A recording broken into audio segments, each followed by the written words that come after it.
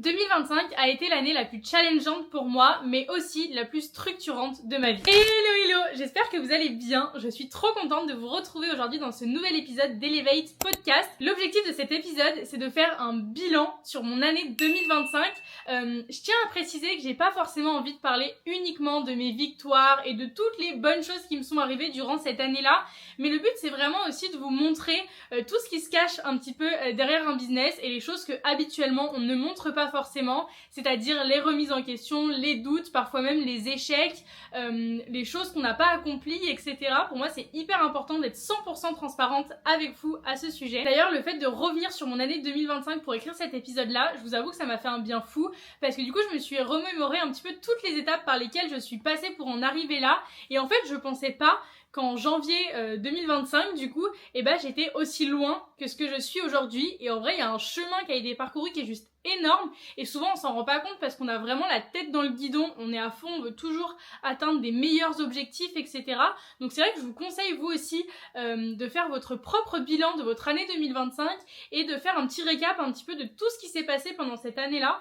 Et d'ailleurs, pour ça, du coup, je vous ai créé un workbook que je vous mets en description qui va vous aider à faire votre propre bilan sur votre année, et vous verrez que vraiment ça fait trop du bien. Ce que je vous propose du coup pour cet épisode, c'est que dans un premier temps on fasse un petit bilan général un petit peu de mon année concernant les gros points et tout ce qui s'est passé. Ensuite, l'objectif ce serait de faire un retour sur l'année, mais un peu plus précis, étape par étape. Et puis pour finir, je vous dirai un petit peu ce que je retiens de 2025 et qu'il va falloir que je me souvienne pour 2026, qu'il va falloir que je mette en place pour 2026. Bon, du coup, on va faire un petit point général sur ce qui s'est passé dans mon business en 2025.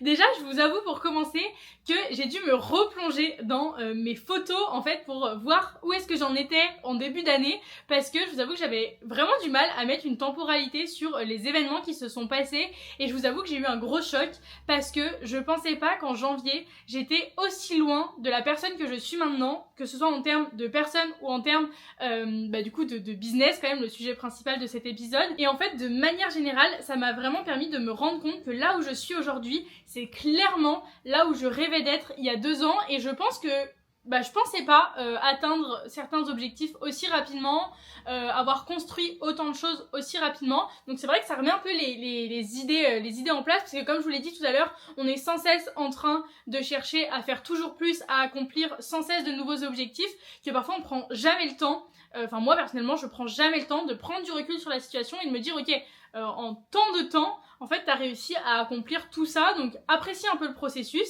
Sois fier de toi, prends le temps d'être fier de toi, et certes t'as des objectifs qui sont encore plus hauts et qui sont dans tous les cas sans cesse en train de s'élever, et c'est normal, quand on atteint un palier, on a sans cesse envie d'aller au palier d'au-dessus, mais je pense qu'il faut quand même prendre le temps d'apprécier le palier où on est. Et en fait, par exemple, toi, si tu viens de te lancer dans la création de contenu UGC, sois fier déjà d'avoir fait le premier pas, de t'être lancé, et ne cherche pas tout de suite, cherche évidemment tout de suite à atteindre des objectifs, à collaborer avec tes marques de rêve, etc. Mais prends le temps aussi d'être fier de toi, d'avoir fait ce premier pas, de t'être lancé dans la création de contenu UGC, ou alors même si aujourd'hui t'atteins pas le CA de tes rêves, sois quand même fier de gagner un petit peu d'argent avec la création de contenu UGC. Et moi je pense que toute cette partie de reconnaissance, c'est vraiment ce qui m'a manqué durant cette année 2025, et c'est pour ça que faire ce bilan, je trouvais ça vraiment trop cool, et ça m'a fait vraiment du bien. Du coup, j'étais fière de moi, voilà. Bref, du coup, pour faire un retour sur mon année, déjà, le premier point qui est hyper important, je trouve, à souligner, et que parfois, même moi, j'oublie, c'est qu'en fait, je suis étudiante. Donc certes, je suis créatrice de contenu UGC et coach et fondatrice de l'accompagnement Elevate UGC, mais à côté de ça, moi, je suis aussi étudiante, et c'est vrai que du coup, tout ce que je vais vous raconter, il va falloir prendre en compte le fait que je suis étudiante à côté, et parfois, même moi, en fait, j'oublie que j'ai les études à côté, et que tout ce que j'accomplis c'est quand même bien en sachant que j'ai les études à côté. Alors certes, j'ai pas non plus énormément cours, je fais pas des énormes semaines avec du 8h-17h, mais quand même ça me prend pas mal de temps, j'ai quand même des partiels, j'ai quand même des contrôles, j'ai quand même des choses à rendre, etc. Et du coup c'est vrai que c'est pas à négliger, et je suis la première, comme je vous ai dit, parfois à oublier que j'ai ça à côté et à sans cesse me comparer avec des gens qui vont plus vite que moi, mais c'est parce que ces personnes-là n'ont sûrement rien à côté, n'ont pas de CDI, n'ont pas de mi-temps, n'ont pas forcément les cours, etc.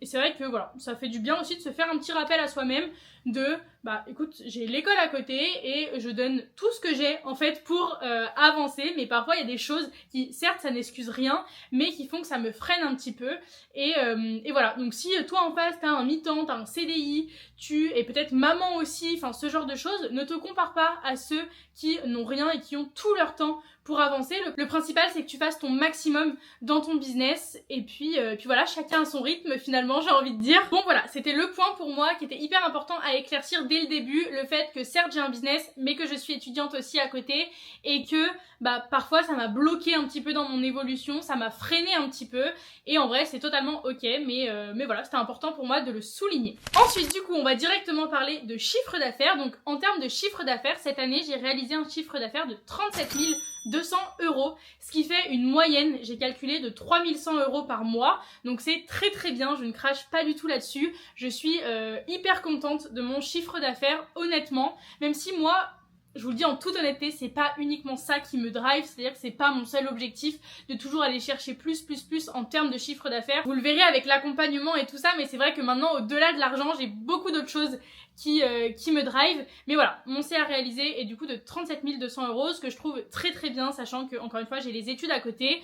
J'ai envie de faire un petit peu plus l'année prochaine, j'ai envie de me fixer un objectif aussi financier. C'est vrai que je le fais rarement, je me fixe rarement des objectifs vraiment purement financiers, mais en tout cas voilà, j'ai envie de stabiliser ces 3000 € par mois et potentiellement d'aller chercher plus. Ce chiffre d'affaires du coup a été généré principalement quand même par les collaborations UGC.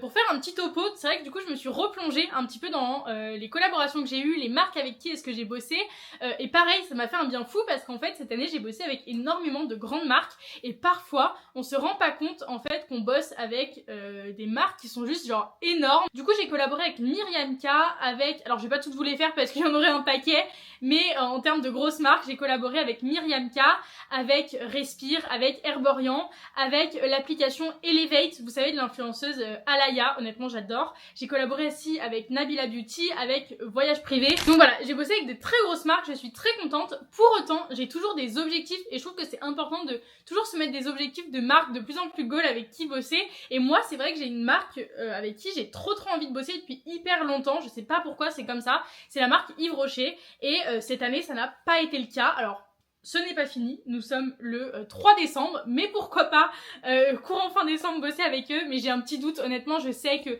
je poste pas assez sur les réseaux sociaux pour avoir énormément de demandes de collaboration, et puis je m'adresse aussi maintenant à la fois aux créatrices UGC, à la fois aux marques.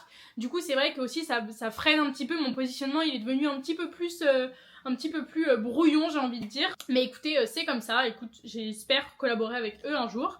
Et puis voilà. Ensuite, en termes de collaboration long terme, j'ai évidemment toujours ma collaboration long terme avec Mademoiselle Culotte depuis le début d'année. Franchement, ça fait presque 2 ans, je crois, que je suis en collaboration long terme avec eux. Donc ça, c'est trop cool. J'aime toujours autant les collaborations long terme. C'est hyper important. Ensuite, j'ai eu quelques collaborations long terme, mais de 3 mois ou ce genre de choses. Donc voilà, ma plus grosse collaboration long terme, en tout cas, c'est avec Mademoiselle Culotte. Et du coup, au-delà d'être créatrice UGC et d'avoir bossé avec des super marques, comme vous le savez, je suppose, j'ai lancé cette année mon accompagnement Elevate UGC. Je vous avoue que je vais pas trop en parler là maintenant tout de suite, j'en parlerai un petit peu plus tard parce que c'est quand même, je dirais, le plus gros point de mon année, donc voilà, j'en parlerai plus tard, mais en tout cas, je suis trop fière d'avoir lancé ce projet-là. Vous verrez que j'ai eu des doutes, des remises en question, mais on en parle juste après. Ensuite là je vais vous parler d'un côté un peu plus perso, entre guillemets, un petit peu moins business. Déjà premier point, j'ai envie de vous faire un retour sur le sport. Durant mon année 2025, j'avais totalement abandonné le sport. Ça c'est pas du tout une fierté pour le coup, c'est vraiment pour moi limite un échec parce que à la base je suis quelqu'un de sportive, à la base j'ai besoin de faire du sport pour me sentir bien, etc. Et c'est vrai que j'ai de janvier à octobre totalement abandonné le sport. Je ne faisais absolument plus rien, mais quand je vous dis plus rien, c'est vraiment plus rien. Allez, de temps en temps, j'allais courir peut-être pour dire mais bon, c'est clairement pas ça qui changeait la donne. Donc voilà, c'est vrai que ça a beaucoup joué aussi sur mon moral. Donc voilà, je suis pas très fière de ne pas avoir eu de discipline dans le sport. Là, c'est vrai que j'ai repris depuis octobre, j'ai repris avec un super bon rythme, donc je suis hyper contente. C'est-à-dire que j'alterne entre 3 sports. je fais de la course, je vais à la salle de sport et je fais du pilates. Et le fait d'alterner entre 3 sports, ça me fait un bien fou parce que du coup, je trouve que j'ai l'impression de sans cesse faire quelque chose de nouveau et c'est moins redondant. C'est vrai qu'avant, j'allais uniquement à la salle de sport et là, je pense que je me verrais pas aller uniquement à la salle de sport et le fait de faire plein de sports différents, et ben je trouve ça trop cool et ça m'a fait vraiment du bien sur le moral. Non pas que le moral n'allait pas, mais en fait, quand on passe une journée qui est compliquée, etc., bah, ça fait trop du bien de sortir et d'aller se défouler un petit peu. Donc voilà, ça va être dans mes objectifs 2026, de continuer à faire du sport et de garder cette discipline-là parce que bah, c'est trop important et je vois trop le changement sur ma façon d'être et ma façon de passer mes journées. Ensuite, côté mindset, je vous avoue que je me pose pas trop de questions, c'est-à-dire que côté mindset, j'avance un peu sans réfléchir, je me pose pas 20 000 questions, si ça va pas, bah, je travaille quand même parce que j'ai pas le choix. Aujourd'hui j'ai beaucoup d'obligations et du coup je me pose pas trop la question de savoir est-ce que ça va pas en termes de mindset. De manière générale, je dirais que j'ai passé une bonne année sur le plan mindset en 2025. Maintenant voilà, comme tout le monde, il y a eu des petits coups au moral, il y a eu des moments où j'avais pas envie de travailler, je me sentais pas hyper bien, je me sentais pas légitime, pas capable, etc. Mais de manière générale, le plan mindset, bah ça va, ça allait. Et puis comme je vous ai dit, c'est vrai que je me laissais pas trop embarquer par ce qui se passait dans ma tête et j'avançais sans trop réfléchir, que ça aille ou non. Donc voilà, je sais pas si c'est quelque chose que je conseille ou pas, d'avancer sans trop réfléchir, mais je sais que bah moi j'ai une certaine discipline qui fait que même quand ça va pas trop, bah j'avance et je me pose pas 20 000 questions. Donc voilà, mais en tout cas j'aimerais bien bosser un petit peu plus dessus et prendre le temps de me replonger aussi un petit peu dans la lecture, d'écouter un petit peu plus de podcasts, de regarder un petit peu plus de vidéos YouTube à ce sujet, etc. Parce que je sais que bah, les jours où je fais du journaling, par exemple, ça me fait vraiment du bien. Pareil, comme le sport, ça change un peu toute ma journée, toute la dynamique de ma journée. Et du coup, c'est vrai que j'aimerais bien m'y remettre un petit peu plus, en tout cas. Donc voilà, là on a fait un bilan très généraliste sur mon année. Et ce que je vous propose maintenant, c'est de revenir un petit peu sur mon année, étape par étape, comment est-ce qu'elle s'est passée de janvier à décembre. Évidemment, on va pas faire tous les mois, sinon cette vidéo ne finirait jamais. Mais voilà, ce que je vous propose, c'est qu'on fasse un petit retour sur cette année. Et pour commencer, bah, je vais vous parler du coup de mon début d'année. C'est vrai qu'en janvier 2025, du coup, je partais sur de bonnes bases. Pourquoi ? Parce que en 2024, du coup, oui c'est ça, j'avais revu un petit peu toutes mes stratégies concernant l'UGC, celles dont je vous parle tout le temps, celles qui m'ont vraiment permis de passer la barre des 3 000 € par mois grâce à la création de contenu UGC. Donc c'est vrai que bah, directement en janvier, février, mars, etc., je réalisais déjà environ 3 000 € par mois. Donc voilà, j'étais partie sur de bonnes bases et du coup, début d'année 2025, je dirais que c'est vraiment le moment où j'ai commencé à réaliser que bah, j'étais pas forcément la seule à galérer à vivre de la création de contenu et du coup j'ai commencé à réaliser qu'il manquait quelque chose sur le marché. J'ai pas tout de suite compris ce qui me manquait exactement, mais en tout cas j'ai compris qu'on était plusieurs dans mon cas, dans le cas que j'étais du coup en 2024, et qu'il fallait que je trouve une solution en fait pour aider les filles. Donc ce que j'ai fait, c'est que déjà en janvier, je commençais à bosser sur quelque chose. Je vous avoue que je savais pas sur quoi est-ce que je bossais. J'ai lancé du coup le canal. Je sais même pas si le canal c'est en 2025 ou pas. Mais voilà, je voulais faire quelque chose, je voulais créer quelque chose. Donc j'ai commencé par le canal. Après, on reviendra dessus, mais j'ai fait du coup la chaîne YouTube, etc. Et surtout, j'ai commencé à bosser sur des modules. En fait, c'est-à-dire que sur Notion, je m'étais fait des espaces où j'écrivais toutes les stratégies que moi j'ai mis en place. Mais j'avais aucune idée de la forme que je voulais que ça prenne. Je savais pas si je voulais faire ça sous forme de e-book. Je savais pas si je voulais faire ça sous forme de simple formation, si je voulais faire ça sous forme de school, vous savez qu'il y a un abonnement mensuel, enfin vraiment j'étais en train de bosser sur quelque chose sans savoir ce que ça allait devenir. Et puis surtout je trouvais pas mal d'excuses à cette époque-là de me poser là-dessus, c'est-à-dire que je disais mais j'ai pas le temps, j'ai l'école à côté, et puis je m'inventais même à ce moment-là des excuses en fait qui existaient même pas, c'est-à-dire que je me disais et si jamais mes clientes ça leur plaît pas, et si jamais j'ai un problème avec une de mes clientes, et si jamais, enfin alors que clairement je savais même pas ce que je voulais construire, j'avais pas encore de clientes, donc clairement des questions à ne pas se poser, des questions qui servent à rien, et puis concrètement ce que ça cachait tout ça, c'était juste le fait que j'avais peur de l'échec, c'est-à-dire que je voulais lancer quelque chose, je le savais au fond de moi que j'avais j'avais compris des stratégies qui pouvaient aider d'autres filles, mais j'avais trop peur que ça marche pas, trop peur de dévoiler quelque chose au grand public qui ne marcherait pas, peur de pas réussir à faire des ventes, enfin plein de peurs qui étaient cachées et que je remplaçais par des excuses ou alors des problèmes que je m'inventais. Mais bref, voilà. Et c'est vrai que je voyais souvent passer des contenus qui disaient que si on se trouve des excuses, c'est que derrière ça cache une peur, etc. Et moi, j'avais pas du tout l'impression d'avoir peur. J'avais pas du tout, je conscientisais pas du tout ma peur. Et c'est vrai que petit à petit, j'ai commencé à réfléchir et à me dire ouais, mais pourquoi est-ce que t'es en train de faire tout ça, c'est-à-dire que t'as le temps, parce que tu bosses quand même sur ton projet, mais tu le lances pas, tu l'annonces à personne, tu travailles pas vraiment profondément dessus. Et bah du coup concrètement j'ai fini par comprendre qu'en fait j'avais juste extrêmement peur. Et bref voilà, en gros j'ai bossé sur ce projet là sans trop savoir ce qu'il allait devenir, du coup de janvier à mai environ, et pendant ce temps là bah voilà j'ai bossé dessus, j'ai commencé comme je vous ai dit en février aussi à lancer ma chaîne YouTube, donc je mettais quand même en place des choses mais sans trop savoir pourquoi. Mon objectif avec YouTube c'était vraiment de partager tous les conseils que j'aurais aimé avoir en fait à l'époque où je galérais. Et du coup c'est ce que j'ai fait, j'ai partagé énormément de conseils, c'est vrai que sur le coup ça a beaucoup plu et je suis trop contente des retours que j'avais eus. J'avais pas beaucoup de vues, d'ailleurs j'en ai toujours pas beaucoup et c'est totalement ok, y a pas de souci. C'est la discipline qui compte, c'est la régularité qui fera qu'un jour j'aurai beaucoup plus de vues que ce que j'ai aujourd'hui, pareil ça j'en ai conscience. Mais par contre j'ai eu des hyper bons retours parce que c'est vrai qu'à l'époque j'étais pratiquement je dirais la seule à parler du GC sur YouTube et à en faire des vidéos comme ça gratuites où je partage énormément de valeurs, etc. Le seul problème que j'ai eu c'est le fait que j'ai pas été régulière sur YouTube. Parfois j'ai posté énormément, parfois j'ai plus du tout posté. Je sais que de juin à août j'ai absolument pas posté. Et puis il y a plusieurs raisons derrière tout ça. Il y a d'abord certes un manque de temps. Ça c'est vrai que j'aime pas trop normalement l'excuse du temps, mais en fait dans mon cas j'ai quand même l'école à côté et je peux pas non plus faire tout ce que je veux.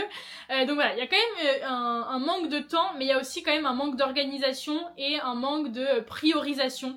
J'ai priorisé d'autres choses avant de prioriser par exemple YouTube, etc. Donc voilà, là le but c'est vraiment de revenir de manière régulière. J'ai commencé à retrouver une organisation, j'ai pris une monteuse pour m'aider à perdre moins de temps. Enfin voilà, je m'organise comme je peux pour essayer de vous sortir aujourd'hui une vidéo par semaine, mais en tout cas voilà, de juin à août, je n'ai absolument pas posté donc pendant 3 mois, donc ça c'est pas ouf et je vais essayer de ne pas reproduire ça parce que je trouve ça hyper dommage. Donc voilà, ça c'était en février. Ensuite mars-avril, je vous avoue que j'ai continué ma petite vie tranquille, comme je vous ai dit j'ai continué à bosser sur les modules, etc. Et c'est en mai que tout a commencé à changer pour moi parce qu'en fait avec mon école j'ai eu un stage de 2 mois à faire et ces 2 mois là j'ai décidé de les faire dans ma propre boîte, comme ça j'avais 2 mois complets à consacrer uniquement à mon business et j'avais plus l'école à côté. Et du coup c'est vrai que je me suis dit en fait c'est maintenant ou jamais qu'il faut que je bosse à fond sur mes projets, parce qu'après il y a l'été qui va arriver. En général l'été on est un petit peu moins focus, on le sait, on est toutes dans la même situation. Donc voilà, je me suis vraiment dit c'est maintenant ou jamais qu'il va falloir que je bosse à fond.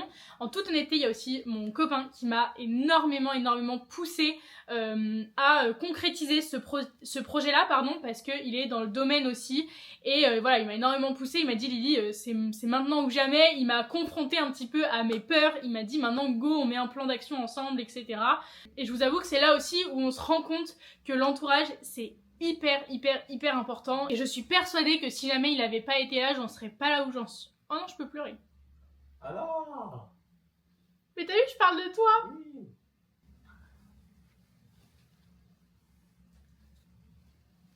Séquence émotion, ça me fait bizarre de parler de ça et de dire tout ça et de conscientiser tout ça, mais du coup oui non, je disais que sans mon copain je suis persuadée en fait que je ne serais pas là où j'en suis aujourd'hui, parce que je pense que j'aurais vraiment beaucoup minimisé toutes mes capacités et j'aurais pas fait ce que j'ai construit là. Je pense honnêtement que j'aurais pas construit un accompagnement de 3 mois aussi complet, aussi personnalisé. Enfin si, parce qu'en fait c'était mon but de faire quelque chose de hyper personnalisé, mais je pense que j'avais pas le courage et que je me croyais pas capable de réaliser quelque chose d'aussi gros et qui est aussi encore une fois personnalisé, et qui est un vrai accompagnement qui aide vraiment les filles au quotidien en fait. Et je voulais créer quelque chose comme ça, mais je pense que j'aurais pas pu et je m'en serais pas forcément cru capable.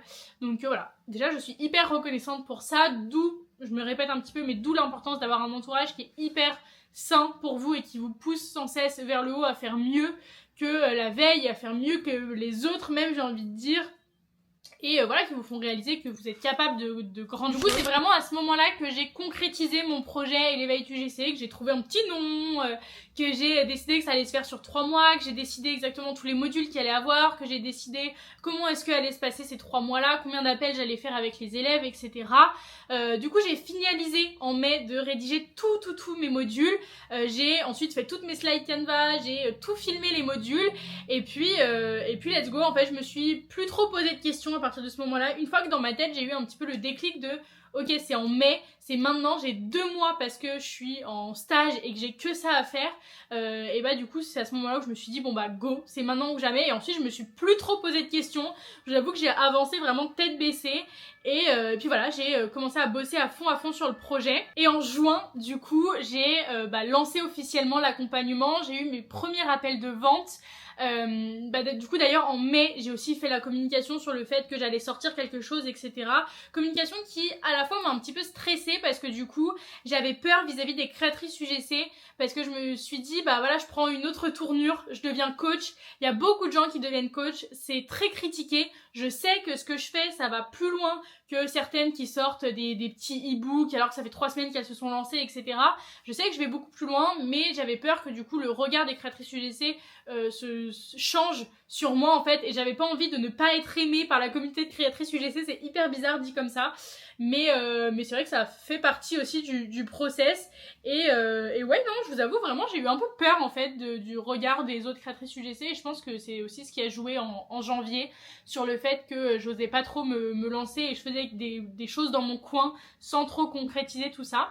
Mais bref, je reviens au sujet de base. Du coup, en juin, j'ai officiellement lancé l'accompagnement, j'en ai parlé, dès que j'ai fait mon réel, dès que j'ai publié la story, etc. J'ai plein d'appels qui se sont bookés, des appels de vente. Je peux vous dire que j'ai été choquée, et en même temps, en fait, j'en avais bien parlé, j'avais bien fait la communication, et du coup je m'y attendais un petit peu. Les filles me disaient qu'elles avaient hâte, etc.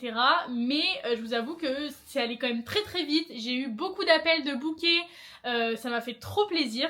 Et d'ailleurs des appels que j'ai passés du coup pendant une semaine full appel, sachant que moi j'avais jamais fait ça de ma vie, de vendre quelque chose à des créatrices UGC. Et je vous avoue que c'est pas forcément mon domaine de prédilection, la vente, donc c'est vrai que je suis restée vachement moi-même pendant les appels, et c'est ce qui a sûrement aussi fait que ça a marché.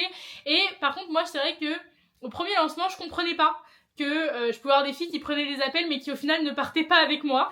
Donc dès qu'une fille me disait non, je vous avoue que je pleurais. Je vais essayer peut-être d'insérer, je crois que j'ai une vidéo ou une photo où je pleure, trop drôle.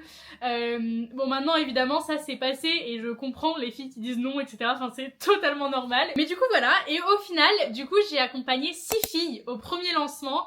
J'avais comme objectif à la base 10 personnes, au final il y en a que 6 qui ont signé. Pareil, pour moi ça a été un échec sur le coup, le fait d'avoir uniquement 6 élèves alors que j'avais comme objectif 10, même si j'étais ultra reconnaissante quand même d'avoir eu ces 6 élèves. Enfin en fait aujourd'hui avec le recul je suis hyper reconnaissante et je sais que c'est hyper bien, surtout que j'avais pas forcément énormément d'abonnés, j'ai communiqué principalement en story uniquement, donc j'avais 150 vues en story à l'époque. Donc en réalité en fait avoir 6 filles qui m'ont fait confiance pour ce premier lancement, en réalité c'est énorme. Mais en tout cas sur le moment j'avais pas du tout conscience de tout ça, j'avais pas le recul, et du coup pour moi j'avais pas eu les 10 filles et j'étais assez déçue. Et du coup voilà, et c'est vrai que ces 6 premières filles là qui m'ont fait confiance, je pense qu'elles m'ont énormément marquée et que je les garderai à vie dans un coin de ma tête, parce que ça a été grâce à elles aussi que tout ça s'est transformé, que j'ai pu lancer l'accompagnement et que j'ai pu mettre un pied dans le côté coaching.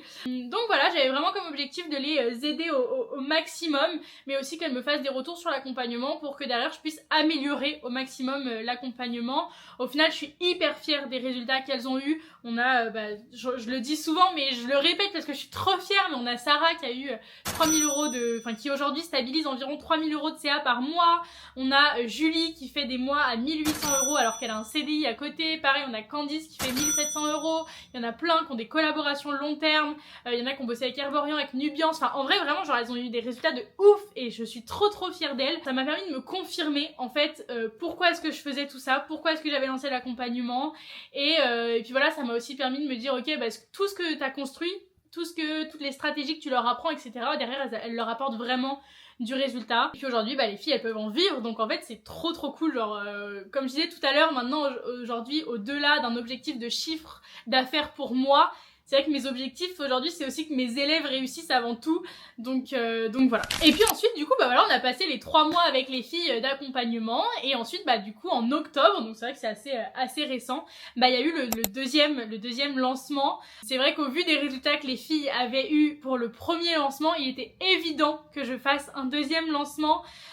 Sauf que cette fois-ci, il y avait une petite particularité dans ce lancement-là, c'est qu'en fait, moi, je reprenais l'école à côté. Parce que le lancement que j'ai fait en juin, en fait, j'ai eu donc juin, juillet, août, c'était pendant l'été.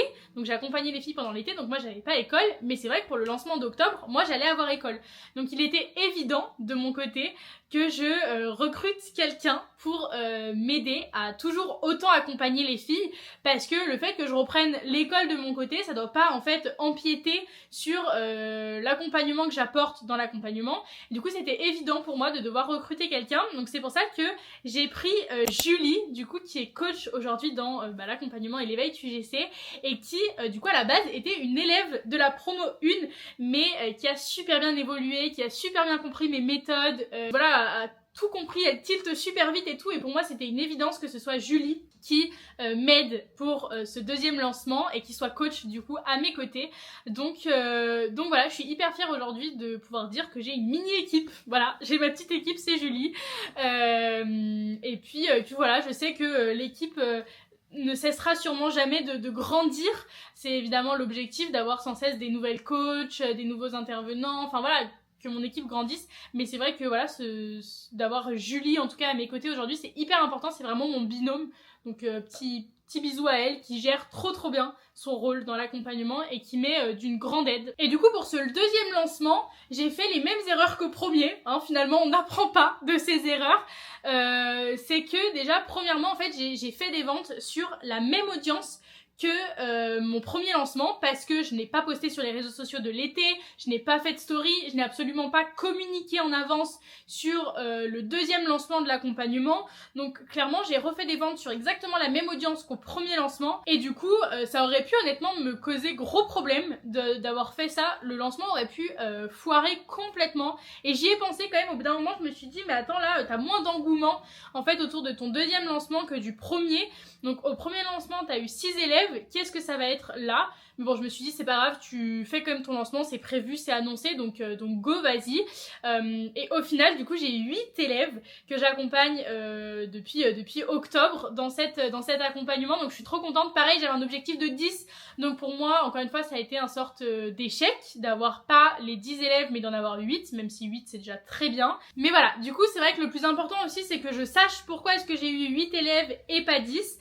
Et je dirais que du coup, ça nous emmène vers la troisième partie de cet épisode, qui est du coup ce que je retiens pour 2026. Du coup, dans un premier temps, on va faire un petit point côté du coup business. Évidemment, le premier point sur lequel j'ai envie d'appuyer, c'est le fait qu'il va falloir que je revoie toute ma stratégie de communication pour me rendre beaucoup plus visible, parce qu'aujourd'hui, du coup, si jamais je veux faire des prochains lancements, c'est en cours, je suis en train de bosser dessus, il va falloir que je touche de nouvelles personnes, une nouvelle audience, c'est évident. Donc voilà, c'est vrai qu'il va falloir que je me rende beaucoup plus visible, et je sais aussi, encore une fois, que c'est le temps qui m'a beaucoup manqué.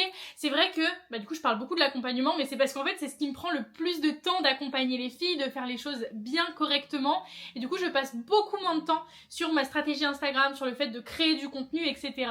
D'ailleurs vous pouvez le voir, depuis juin j'ai pratiquement rien posté toujours sur Instagram, donc à la fois j'apprends de mes erreurs et à la fois je fais pas trop d'efforts pour poster plus, donc c'est pas ouf, mais parce que voilà, je mets toute mon énergie ailleurs et tout le temps que j'ai ailleurs, et pour moi c'est le plus important aujourd'hui, c'est pas ma stratégie Instagram, c'est vraiment les filles qui sont dans l'accompagnement actuellement. Mais voilà, il va quand même falloir pour 2026 que je revoie toute ma stratégie de communication, autant sur Insta que sur YouTube, et il va falloir que je me rende beaucoup plus visible auprès d'autres créatrices UGC, parce que j'ai envie d'aider le plus de créatrices UGC possible à vivre de leur business, donc voilà, c'est quand même hyper important. Ce qui est hyper important pour moi aussi, et que je ne veux absolument pas perdre, c'est de garder ce schéma-là d'accompagnement, de faire quelque chose de hyper personnalisé. Ça en 2026, c'est pas quelque chose que je veux perdre, c'est vraiment pour moi ma ligne directrice, que les filles soient accompagnées main dans la main, parce que je sais que c'est exactement ce qui fait toute la différence de mon accompagnement l'accompagnement et ce qui fait que les filles réussissent. Donc voilà, ça c'est vrai que j'ai vraiment compris. Je le savais quand j'ai lancé l'accompagnement que ça allait être un point qui était hyper important pour les filles, mais c'est vrai que les filles me l'ont confirmé. Les filles me l'ont confirmé, pardon, que c'est pour ça qu'elles ont réussi, que c'est parce que j'étais autant derrière elles. Et du coup, voilà, c'est vrai que c'est quelque chose que je veux vraiment garder et une lignée que je veux continuer à apprendre. Donc voilà, ça c'était pour le côté business. Ensuite, pour le côté du coup plus perso, on en a parlé aussi un petit peu au tout début. Ça va être le fait de continuer à faire du sport, de ne surtout pas abandonner cette partie-là que j'ai abandonnée en 2025, mais vraiment en 2026 de continuer à faire du sport parce que c'est trop important et ça me fait trop du bien personnellement. Donc voilà.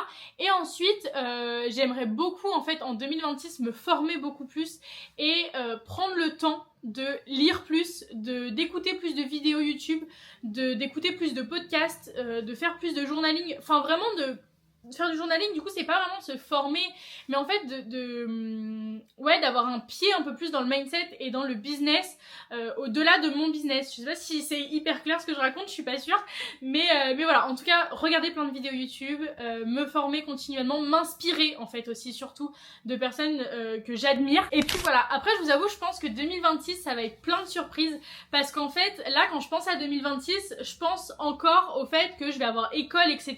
Mais en réalité moi je vais plus avoir école à partir de mars. À partir de mars, c'est bon, j'ai fini. Je serai à 100% dans mon business et je pense que ça va faire un très gros changement et qu'en fait à partir de mars, il va falloir que je revoie énormément de choses et c'est à ce moment-là que tout va changer. Mais puisque j'ai pas encore un pied là-dedans, je vous avoue que j'y ai pas trop réfléchi en fait à ce qui va se passer quand je vais être à 100% dans mon business et ce que je vais pouvoir mettre en place, toute une nouvelle organisation, etc. D'ailleurs, je pense que je pourrais en faire une vidéo si jamais ça vous dit. Je pense que ça va être intéressant. Mais voilà, je sais qu'il y a des déménagements qui sont prévus aussi, peut-être des voyages, enfin je pense que 2026 ça va être très différent de 2025 avec beaucoup de changements, mais puisque j'ai pas encore arrêté l'école et que j'ai encore un pied dans l'école, je vous avoue que j'ai du mal à me projeter sur le fait de plus avoir école et de devoir changer totalement ma vie clairement. Il y a tout qui va changer. En tout cas voilà, j'espère que cette vidéo vous a plu. Moi en tout cas j'ai kiffé la tournée et j'ai pas vu le temps passer. C'est vrai que d'habitude je fais des vidéos qui sont beaucoup plus scriptées parce que c'est vrai que je vous apporte des conseils qui sont hyper concrets, donc je veux rien oublier, je veux que ce soit bien structuré, etc. Là je me suis un peu plus laissée aller. Dites-moi si ça vous a plu ou si au contraire ça vous a totalement perdu. Mais en tout cas voilà, écoutez, n'hésitez pas à me faire un petit retour comme je vous ai dit, que ce soit en commentaire ou en privé. Et puis n'oubliez pas aussi que du coup je vous ai fait un petit workbook que vous pouvez récupérer juste en dessous pour faire votre propre bilan de votre année 2025, c'est hyper important. Et puis voilà, moi je vous fais des gros bisous et je vous dis à la prochaine.